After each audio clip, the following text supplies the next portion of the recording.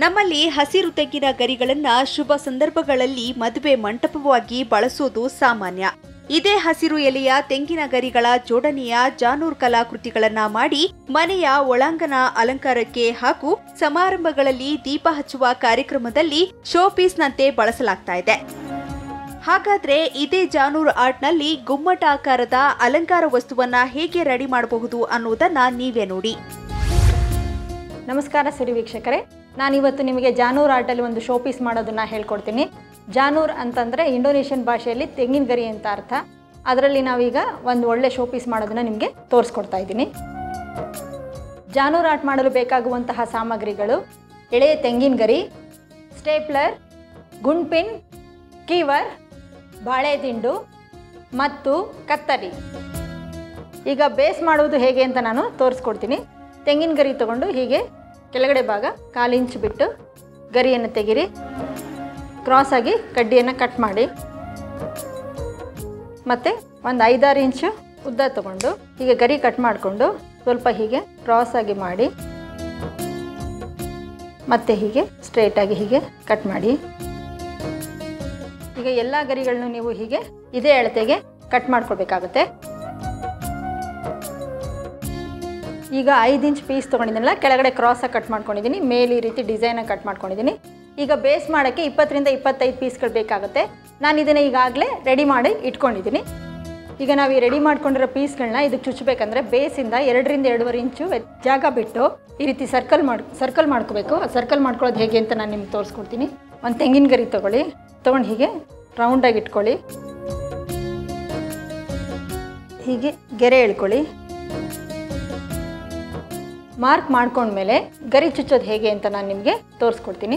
ಮೊದಲು ಈ ಗರಿನ ಹೀಗೆ ಅಗಲ ಮಾಡ್ಕೊಳ್ಳಿ. ಬಾಳೆದಿಂಡನ್ನು ಹೀಗೆ ನಿಲ್ಲಿಸ್ಕೊಳ್ಳಿ. ಸ್ಕೀವರ್ ತೊಗೊಂಡು ಇದನ್ನು ನಿಮ್ಮ ನೇರಕ್ಕೆ ಇಟ್ಕೊಳ್ಳಿ. 90 ಡಿಗ್ರಿ ಕರೆಕ್ಟಾಗಿ ನೇರವಾಗಿ ಚುಚ್ಕೊಳ್ಳಿ. ಚುಚ್ಕೊಂಡು ಇದನ್ನು ಹೀಗೆ ಒಳಗಡೆ ಸೇರಿಸಿ, ನಂತರ ನೆಕ್ಸ್ಟ್ ಒನ್ ತೊಗೊಳ್ಳಿ. ಅದನ್ನು ಗರಿನ ಹೀಗೆ ಅಗಲ ಮಾಡ್ಕೊಳ್ಳಿ. ನಂತರ 1/2 ಇಂಚ್ ಅಂತರದಲ್ಲಿ ಚುಚ್ಕೊಳ್ಳಿ. ಈ ಎಲ್ಲ ಪೀಸ್ಗಳನ್ನ ನಾವು ಬಾಳೆದಿಂಡಿನ ಅರ್ಧ ಭಾಗದವರೆಗೂ ಚುಚ್ಕೋಬೇಕು. ನಂತರ ಎರಡನ್ನೂ ಸೇರಿಸಿದ ಮೇಲೆ ಹೀಗೆ ಸ್ಟೇಪ್ಲರ್ ಮಾಡಿ.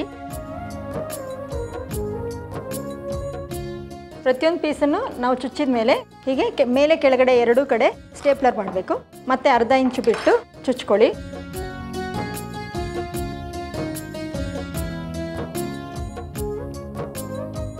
ಇದೇ ರೀತಿ ನಾವು ಬಾಳೆದಿಂಡನ ಅರ್ಧ ಭಾಗವನ್ನು ಫಿನಿಶ್ ಮಾಡ್ಕೋಬೇಕು. ಬಾಳೆದಿಂಡಿನ ಹೀಗೆ ನಾವು ಅರ್ಧ ಭಾಗ ಚುಚ್ಚಿದ ಮೇಲೆ ಪೂರ್ತಿ ಫಿನಿಶ್ ಆದಮೇಲೆ ಇದೇ ರೀತಿ ಕಾಣಿಸುತ್ತೆ. ಇದರ ನೆಕ್ಸ್ಟ್ ಸ್ಟೆಪ್ಪು ನಾವೀಗ ಮೇಲುಗಡೆ ಭಾಗ ಮಾಡೋದನ್ನು ನಾನು ನಿಮಗೆ ಹೇಳ್ಕೊಡ್ತೀನಿ. ಈಗ ಕೊನೆಯಲ್ಲಿ ಗರಿ ಯಾವಾಗಲೂ ಈ ರೀತಿ ಮಡ್ಚ್ಕೊಂಡಂಗಿರುತ್ತೆ. ಹಾಗಾಗಿ ಈ ರೀತಿ ಕ್ರಾಸ್ ಆಗಿ ನೀವು ಇಲ್ಲಿ ಪಿನ್ ಮಾಡಬೇಕಾಗುತ್ತೆ.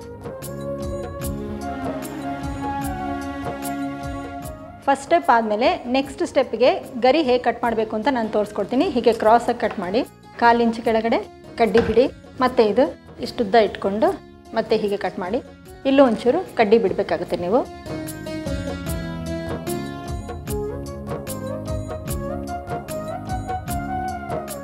ಈಗ ನೆಕ್ಸ್ಟ್ ಸ್ಟೆಪ್ ಮಾಡಬೇಕಾದ್ರೆ ಈ ರೀತಿ ಪೀಸ್ಗಳು ನಿಮಗೆ 15-18 ಪೀಸ್ ಬೇಕಾಗುತ್ತೆ. ನಾನೀಗ ಅದನ್ನೆಲ್ಲ ರೆಡಿ ಮಾಡ್ಕೊಂಡಿದ್ದೀನಿ, ನಿಮಗೆ ತೋರಿಸ್ತೀನಿ. ಈ ರೀತಿ ನೀವು 15-18 ಪೀಸ್ ರೆಡಿ ಮಾಡ್ಕೊಂಡ್ಮೇಲೆ ಇದನ್ನು ಮಧ್ಯದಲ್ಲಿ ಕ್ರಾಸಾಗಿ ನೀವು ಕಟ್ ಮಾಡ್ಕೋಬೇಕಾಗತ್ತೆ.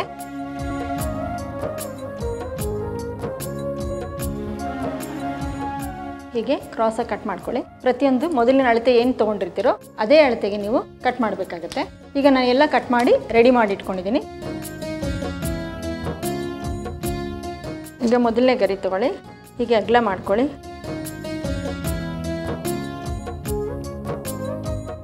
ಮೇಲೂ ಒಂದು ಗೆರೆ ಹಾಕ್ಕೊಂಡಿದ್ದೀನಿ ರೌಂಡಕ್ಕೆ, ಅದಕ್ಕೆ ನೀವು ಚುಚ್ಚಬೇಕಾಗತ್ತೆ.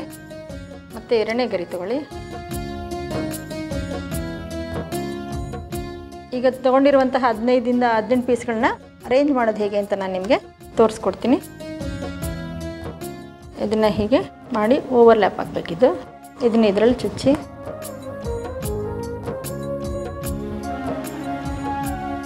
ಸ್ಟೇಪ್ಲರ್ ಮಾಡಿ ಕೆಳಗಡೆ, ಮತ್ತು ನೀವು ಮೇಲ್ಗಡೆ ಸ್ಟೇಪ್ಲರ್ ಮಾಡಿ. ತುದಿಯಲ್ಲೇ ಸ್ಟೇಪ್ಲರ್ ಮಾಡಬೇಕು. ತೊಗೊಂಡಿರುವಂತಹ 15-18 ಪೀಸನ್ನು ಇದೇ ರೀತಿ ನಾವು ಪೂರ್ತಿಯಾಗಿ ಅರೇಂಜ್ ಮಾಡ್ಕೋಬೇಕು. ಈಗ ಬೇಸ್ನ ಅರ್ಧ ಭಾಗ ಮಾಡ್ಕೊಂಡಿದ್ದೀವಲ್ಲ, ಅದೇ ರೀತಿ ಮೇಲ್ಗಡೆ ಭಾಗನೂ ಅರ್ಧ ಭಾಗ ನಾನು ಮಾಡ್ಕೊಂಡಿದ್ದೀನಿ. ಈಗ ಇದು ಪೂರ್ತಿ ಕಂಪ್ಲೀಟ್ ಆಗಿದೆ. ಇದ್ರ ಮೇಲೆ ನಾವು ಹೂಗಳನ್ನ ಇಡೋಣ, ಹಾಗೆ ಆಸ್ಪರಾಗಸ್ ಸಹ ಇಡೋಣ.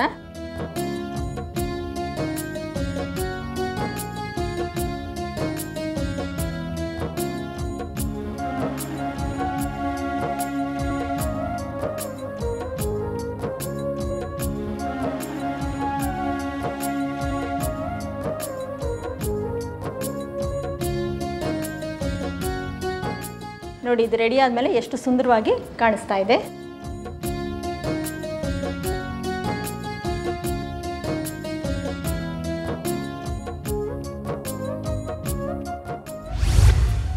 ನೀವೀಗ ಜಾನೂರ್ ಆರ್ಟಿಂದ ಮಾಡಿದಂತಹ ಶೋ ಪೀಸನ್ನು ನೋಡಿದ್ರಿ ಅಲ್ವಾ? ಈ ರೀತಿ ನೀವು ಬೇರೆ ಬೇರೆ ರೀತಿಯ ಪೀಸ್ಗಳನ್ನ ರೆಡಿ ಮಾಡ್ಕೋಬೋದು. ನಿಮ್ಮ ಕಲ್ಪನೆಗೆ ಅನುಗುಣವಾಗಿ ಹೊಸ ಹೊಸ ಡಿಸೈನ್ಗಳನ್ನು ಸಹ ನೀವು ಹುಟ್ಟು ಹಾಕಬಹುದು. ತೆಂಗಿನ ಗರಿ, ಬಾಳೆದಿಂಡು ಹಾಗೂ ಹೂಗಳಿಂದ ಸುಂದರವಾದ ಗುಮ್ಮಟಾಕಾರದ ಶೋಪೀಸನ್ನ ಹೇಗೆ ಮಾಡೋದು ಅಂತ ನೀವೆಲ್ಲರೂ ಕಲ್ತ್ಕೊಂಡ್ರಿ ಅಲ್ವಾ? ಪರಿಸರ ಸ್ನೇಹಿಯಾದ ಮನೆಯ ಅಲಂಕಾರ ಹೆಚ್ಚಿಸುವ ಈ ಜಾನೂರ್ ಆರ್ಟ್ ಅನ್ನ ನೀವು ಒಂದು ಬಾರಿ ಟ್ರೈ ಮಾಡಿ. ವಿವಿಧ ವಿನ್ಯಾಸದ ಕಲಾಕೃತಿಗಳಿಂದ ನಿಮ್ಮ ಮನೆಯ ಅಂದವನ್ನ ಹೆಚ್ಚಿಸಿ.